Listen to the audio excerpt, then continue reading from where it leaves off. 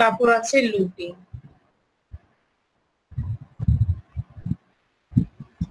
এটা হচ্ছে formula based programme, তাপমাত্রা ফারেনহাইট দেখা থেকে। যাচ্ছে না, হ্যাঁ বাবা, দেখা যাচ্ছে না, স্ক্রিন মানে অফ হয়ে গেছে আপনার। অফ হয়ে গেছে? জি ম্যাম। না ম্যাম, দেখা যাচ্ছে ম্যাম, দেখা যাচ্ছে ম্যাম, আচ্ছা, দেখা যাচ্ছিল। ঠিক আছে, আমি আবার স্ক্রিনটা শেয়ার করছি।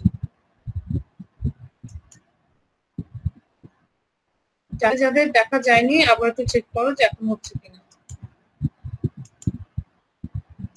আর বাবা তুমি মনে হয় ই করে রেখেছো, পিন করে রেখেছো, হ্যাঁ, যার কারণে তোমার স্ক্রিনে তোমার স্ক্রিনটা তুমি দেখতে পাচ্ছ না।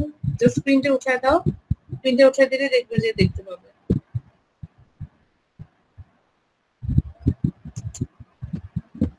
মিসকে জানাও যে এখন দেখতে পাচ্ছ কিনা। হ্যাঁ মিস, দেখতে পাচ্ছি এখন। ওকে, থ্যাংক ইউ। পিন করা ছিল, বুঝতে পেরেছি। আচ্ছা, আমাদের সিলেবাসটা কি ছিল? তাপমাত্রা। খুব কেয়ারফুলি শোনো তো, এবং কারো কোনো ধরনের কোশ্চেন থাকলে অবশ্যই বলবে। ফারেনহাইট থেকে সেন্টিগ্রেড এবং সেন্টিগ্রেড থেকে ফারেনহাইট, এই ছিল আমাদের তাপমাত্রা প্রোগ্রাম। তারপর 2 নম্বরের জন্য ছিল কন্ডিশনাল স্টেটমেন্ট।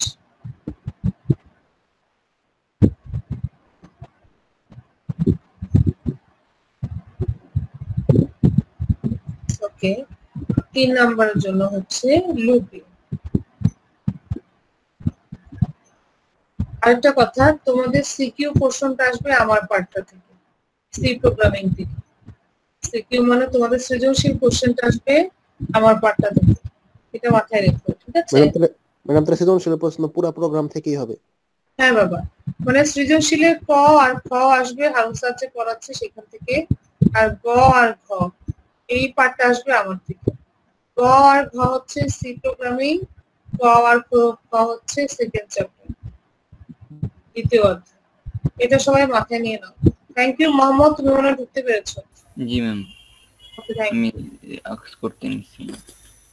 ক আর খ আসছে দ্বিতীয় অধ্যায় থেকে, গ আর ঘ আসবে সি প্রোগ্রামিং মানে পঞ্চম অধ্যায় থেকে। এটা মাথায় ঢুকিয়ে নাও, ঠিক আছে? আর ক আর খ তো তোমরা বুঝতে পারছো, ইজি টপিকস নিশ্চয়ই স্যার যেগুলো পড়াচ্ছেন ওগুলোর মধ্যে থেকে আসবে কিছু। আর সি প্রোগ্রামিং এ কি আসতে পারে আমরা সেটা আজকে দেখবো। আচ্ছা, সি প্রোগ্রামিং এ কি আসতে পারে চলো একটু ভালো করে দেখে নিই।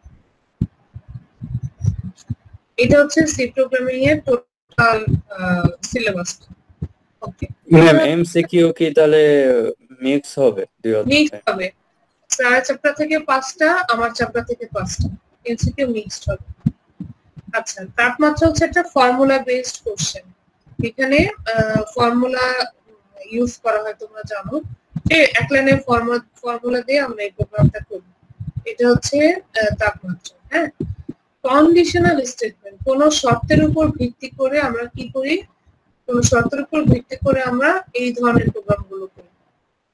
এবং এই এরকমও হতে পারে যতক্ষণ পর্যন্ত শর্ত ফুলফিল না হচ্ছে ততক্ষণ পর্যন্ত কন্ডিশনের উপর ভিত্তি করে প্রোগ্রামটাকে কয়েকটা ভাগে ভাগ করা হয় প্রসেসিংটাকে।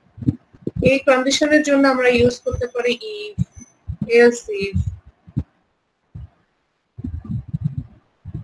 এলস। মিস দেখেছো এলস ইফ এর মাঝখানে কিন্তু গ্যাপ দিয়েছি। তারপর কন্ডিশনাল স্টেটমেন্ট আর কি হতে পারে, সুইচ হতে পারে, কেস হতে পারে, ঠিক আছে? এগুলো হচ্ছে ইনফ্যাক্ট লুপিং নিচে একটা অ্যাকচুয়ালি কন্ডিশনাল স্টেটমেন্ট। কেউ কিছু বলছো? ম্যাম আরেকটা ম্যাম কন্ডিশনাল দেখলাম, ওইটা হচ্ছে ম্যাম নেস্টেড ইফ, ওইটা কিসের জন্য? হ্যাঁ হ্যাঁ, আমরা নিজেরাই তো নেস্টেড ইফ করেছি, মানে হচ্ছে কি যেমন ধরো if I less than n i plus plus, ধরো if i less than n, তখন এখানে কি হবে যে প্রিন্টএফ। তাহলে না হয় এখানে যদি আবার লেখো যে ইফ যদি i লেস দেন n হয় তখন আবার চেক করা হবে যে i ইকুয়াল টু 10 কিনা, 10 else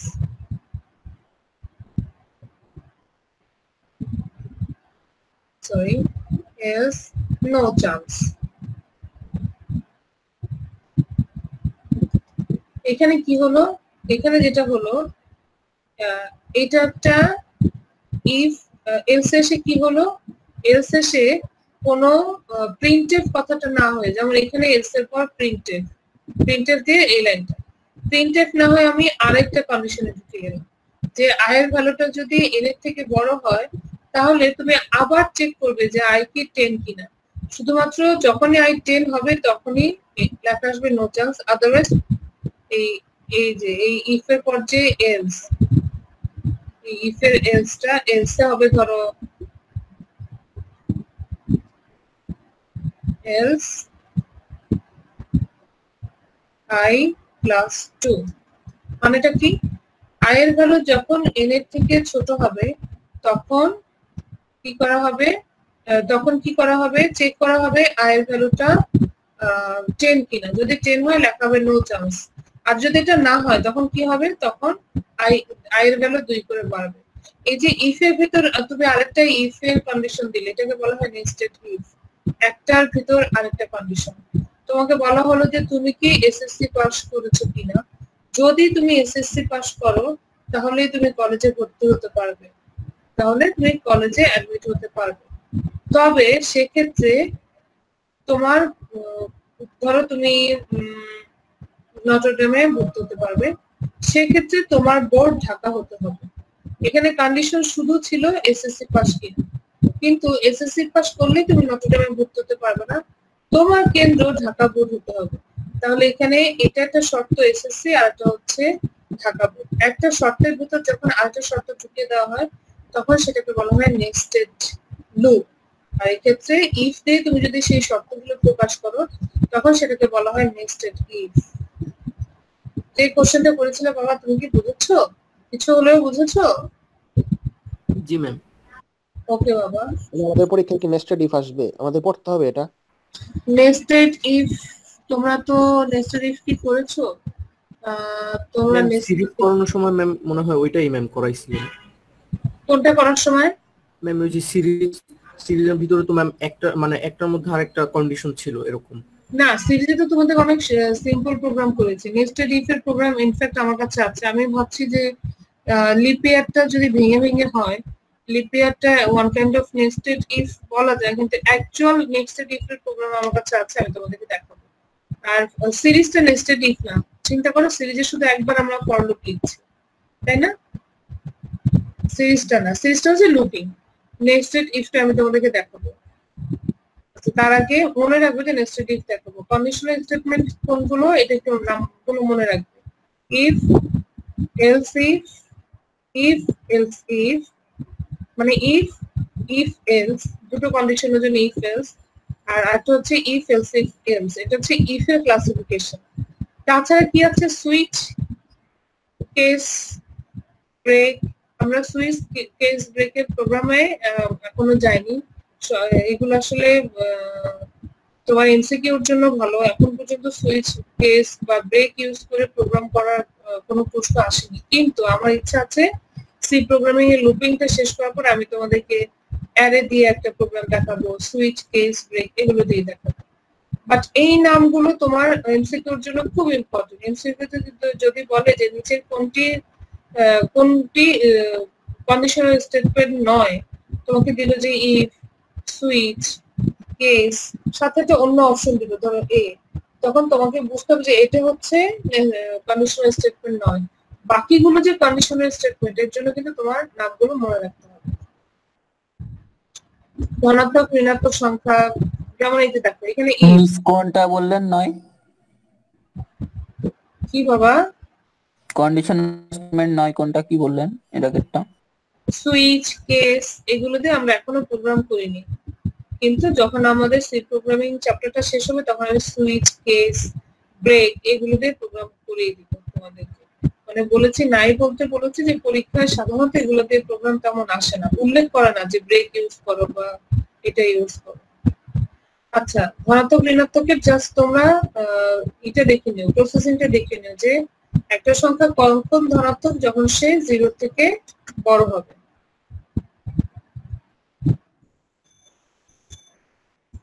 ফ্লো চার্ট অ্যালগরিদম তোমরা পারো, ধনাত্মক ঋণাত্মকটা আমি এটাতে যাচ্ছি না। মিস হচ্ছে মোস্ট ইম্পর্টেন্ট যেটা সেটা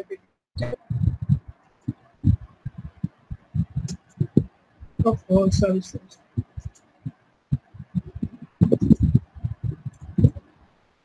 মোস্ট ইম্পর্টেন্ট হচ্ছে 3টি সংখ্যার মধ্যে এর কি সবসময় একটা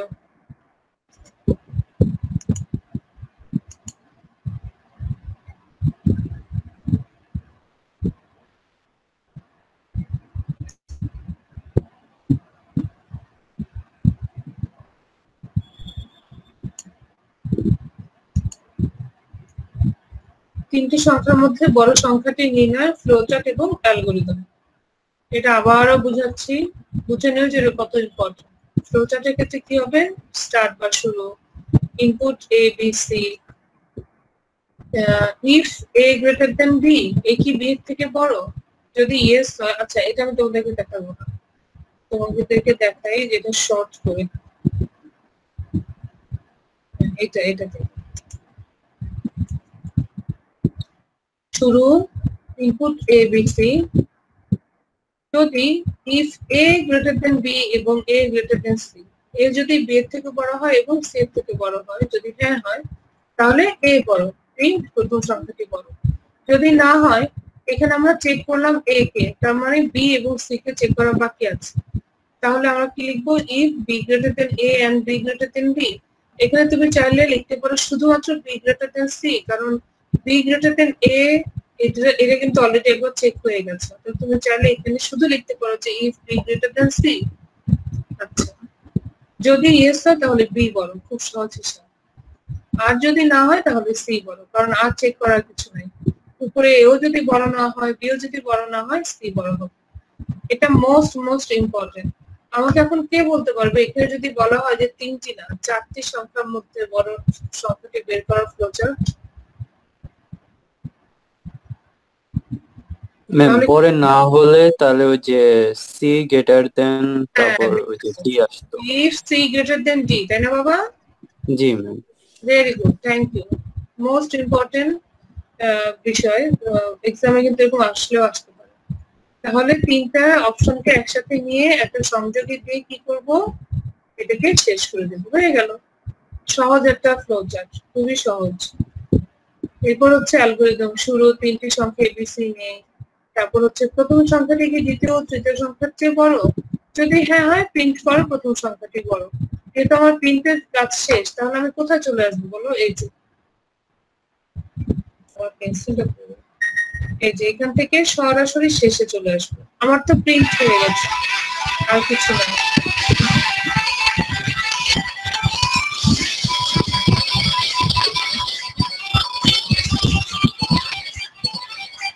দাঁড়াও বাবারা, একটু জাস্ট এ মিনিট।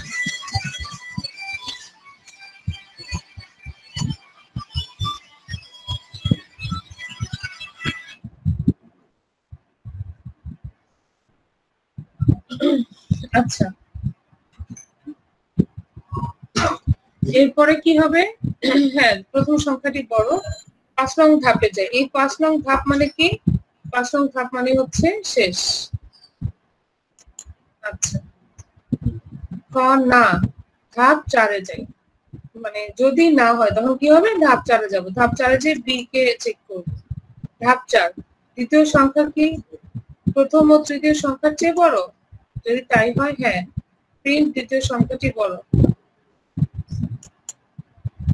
ধাপ নং 5-এ যায়। আর যদি না হয়, প্রিন্ট তৃতীয় সংখ্যাটি বড়। ধাপ 5 শেষ।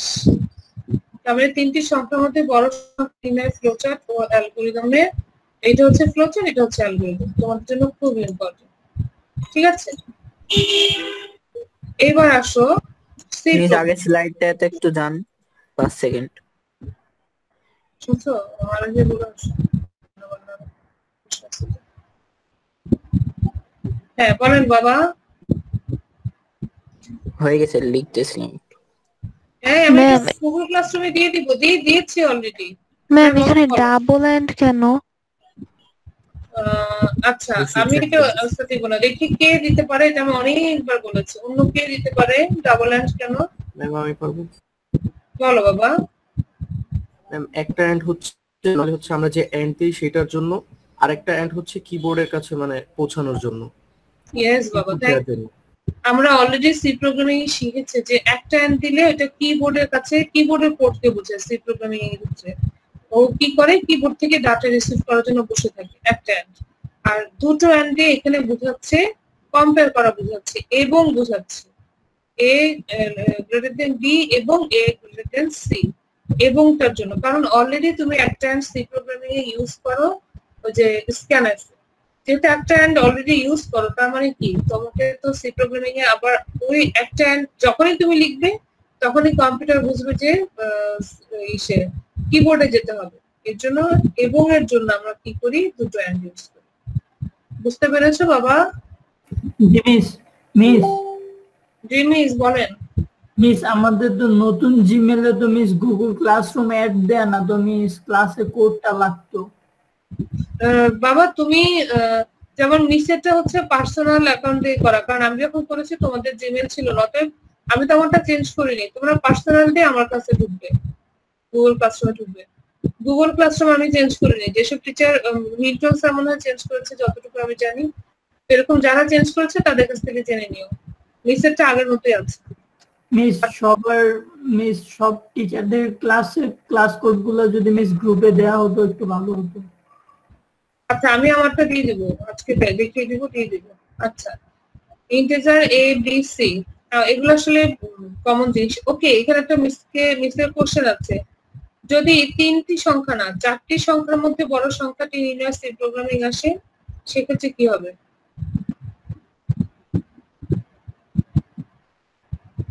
আমার প্রোগ্রাম এইখানে হচ্ছে প্রোগ্রামটা, এখানে কি হবে মিসকে একটু বলো।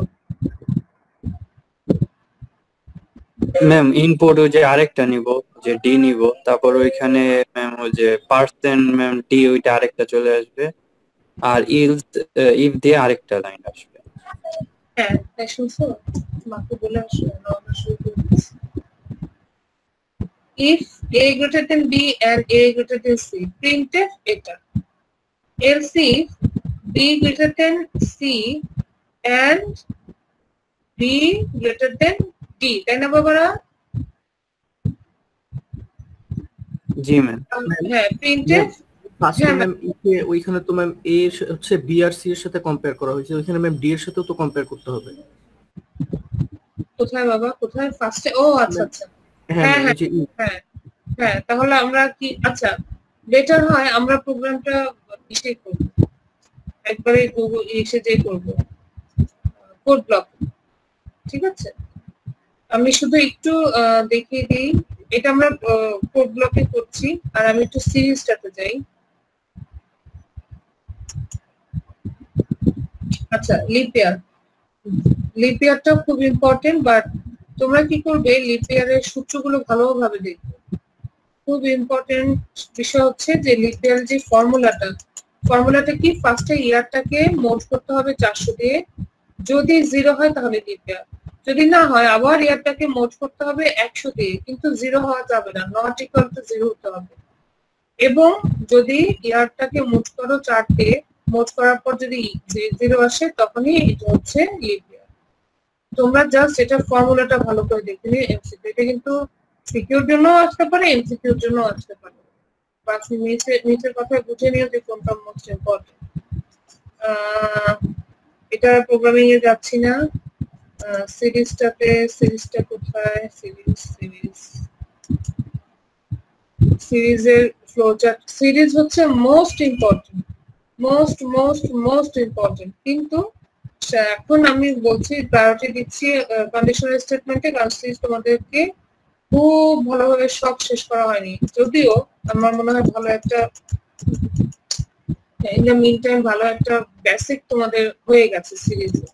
তারপরেও আমি অনেস্টলি স্পিকিং যে তোমাদের কোশ্চেনের সিরিজের থেকে আমার কাছে মনে হচ্ছে এই মুহূর্তে কন্ডিশনাল স্টেটমেন্ট ইম্পর্টেন্ট, যেহেতু তোমাদের সিরিজটা আমি শেষ করিনি। আচ্ছা, যে বলেছিলে যে সিরিজ, দেখো বাবা এখানে প্রথমত এখানে ইফ নাই, আমরা ফর ইউজ করেছি, আর ফর কিন্তু একবার করেছি। যদি এমন হতো যে ফরের ভেতর আবার তুমি কোথাও ফর ইউজ করছো, তাহলে তুমি বলতে যেটা হচ্ছে নেস্টেড লুপ। আমরা ইফ এর ভেতর আবার যদি ইফ ইউজ করি সেটা হচ্ছে নেস্টেড ইফ। অতএব এটা হচ্ছে একটা জাস্ট সিম্পল লুপিং। হ্যাঁ, এখানে কোনো ইউজ করা হয়নি, নেস্টেড কোনো ব্যাপার স্যাপার। এবার আসতে পারো যে আমি সিরিজ যদি সিকিউ তে না আসে, এমসিকিউর জন্য কি আসবে? এমসিকিউর জন্য যেটা আসবে সেটা হচ্ছে, যেমন এই প্রোগ্রামে যদি বলা হয় যে n এর ভ্যালু যদি 10 হয়, তাহলে এই প্রোগ্রামের আউটপুট কত? আচ্ছা ম্যাম, একটা কোশ্চেন ছিল যে নেক্সট ইট ইফ, এখানে ম্যাম যে ফর ওইটা কি দুইবার ইউজ করতে হবে না এর থেকে একের অধিক, একের অধিক। শোনো, নেক্সট ইট ইফ আসবে না যেহেতু, আপাতত এটা নিয়ে আমরা কথা বলবো না। ওকে, আমরা বরঞ্চ পরীক্ষায় কি আসবে এটা দেখি। এখানে যদি n = 10 হয়, এই প্রোগ্রামের আউটপুট কি বলো?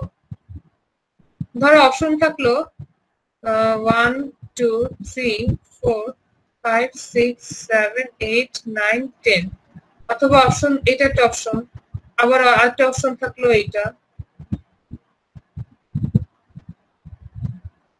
আরেকটা অপশন থাকলো ধরো আমি জানি না যোগফল কত, 45। তাহলে কোনটা অ্যান্সার হবে?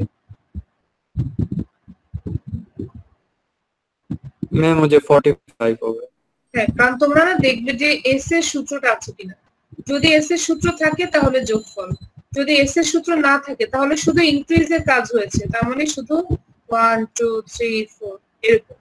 আবার দেখা গেল যে তোমাকে একটা প্রোগ্রাম এরকম দিয়ে বললো যে এখানে কয়টা ভ্যারিয়েবল আছে, অথবা সিনট্যাক্স এরর বের করার জন্য এখানে দিয়ে বললো যে উদ্দীপকে উল্লেখিত উদ্দীপকে কোনটাতে ভুল আছে, এখানে ভুল কোথায় বা কত নাম্বার লাইনে ভুল আছে, এই টাইপের প্রশ্ন আসতে পারে। ঠিক আছে?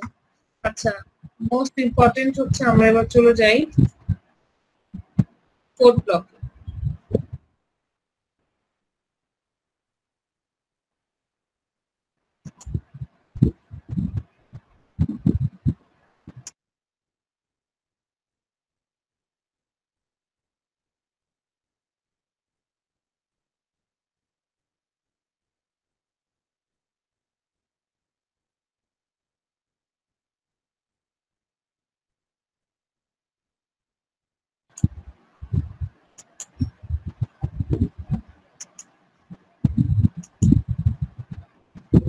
একটু শিওর হও প্লিজ।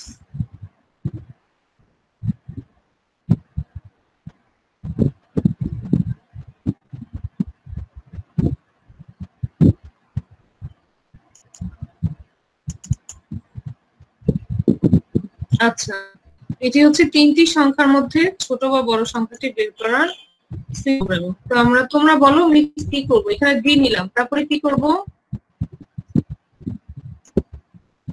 একটু তাড়াতাড়ি বলো, আমাদের সময় নেই। ম্যাম এখানে পার্সেন্ট দিয়ে দিব আরেকটা, তাই না? ওকে, আর এখানে কি দিব? এখানে এন্ড দিয়ে দিব।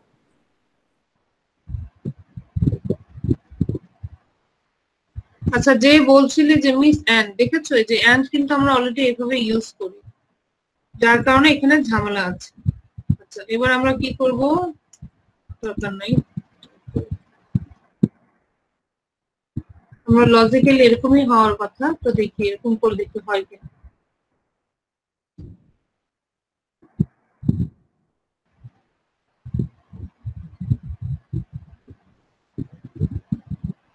else if b greater than c দিই, কারণ b অলরেডি একবার হয়ে গেছে, b greater than d। আবারও আচ্ছা, তোমরা কিন্তু else if কথাটা একসাথে লিখবে না প্লিজ, else তারপর স্পেস দিয়ে if লিখবে।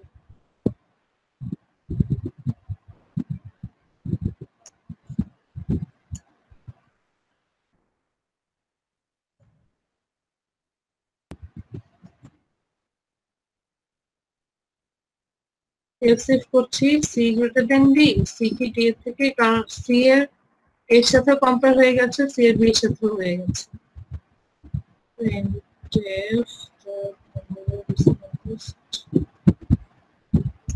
ওকে,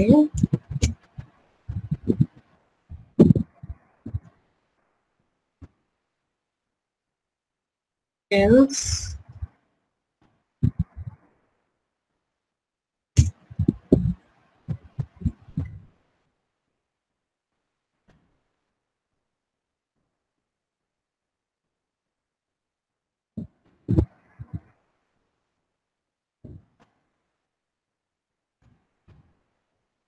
এবার আমরা দেখি আমাদের প্রোগ্রামটা রান করে এটা কাজ করে কিনা।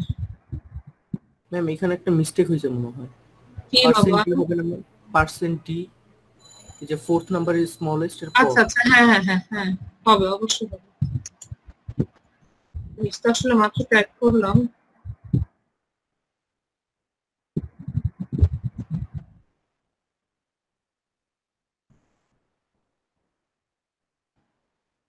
Yes. দেখি, বিসমিল্লাহ।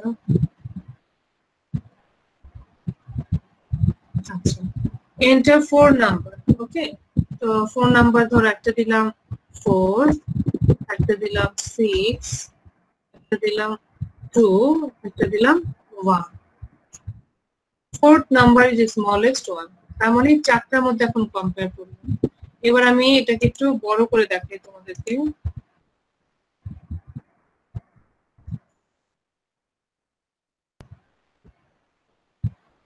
দেখো কি করেছি, অ্যাজ ইউজুয়াল প্রথমে কি করেছি, এ কি বি এর থেকে বড়, এ কি সি এর থেকে বড়, এ কি ডি এর থেকে বড়।